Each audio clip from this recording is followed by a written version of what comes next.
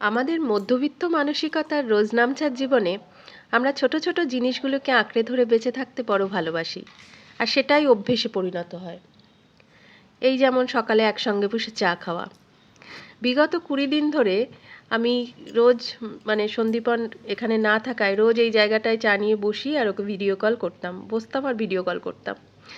আজকেও ট্রেনে রয়েছে, হ্যাঁ আজকেও ফিরে আসছে।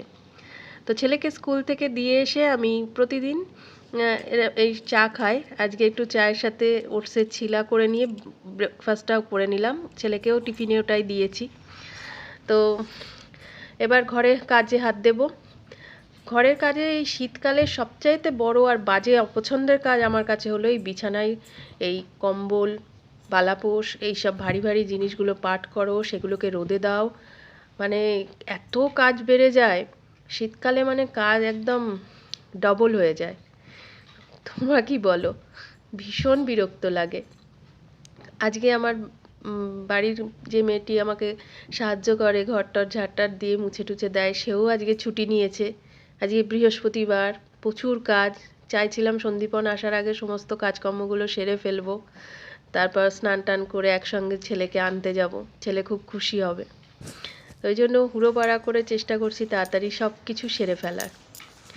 ঘরের কাজকর্মও তো কম না, তো ওই যথারীতি আলাপোস টালাপোস যেই রোদে উঠেছে, কম্বল টম্বল রোদে দিয়ে দিয়েছি। ঘরের কাজও কমপ্লিট, ঘর ঝাড় দেওয়া, মোছা টোছা সব সেরে নিতে নিতেই প্রায় 11টা বেজে গেল।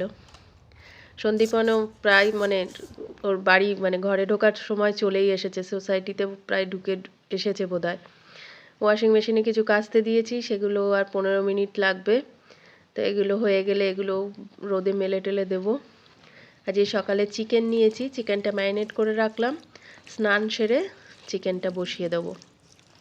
তো সব কাজই মোটামুটি এগিয়ে রেখেছি, এখন দেখিও কতক্ষণে ঢোকে।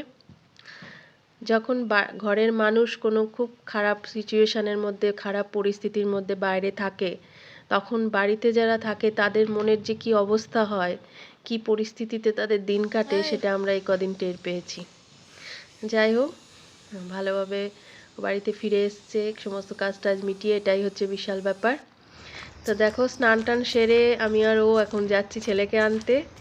ছেলের রিয়াকশানটার জন্য আমি অপেক্ষা করে আছি, ওকে একটা সারপ্রাইজ দেবো বলে ভেবেছি, দেখি কি করে। এই দিক দিয়ে যাবো, চলো আমার দোকানে যেতে হবে, চলো কাম কাম কাম।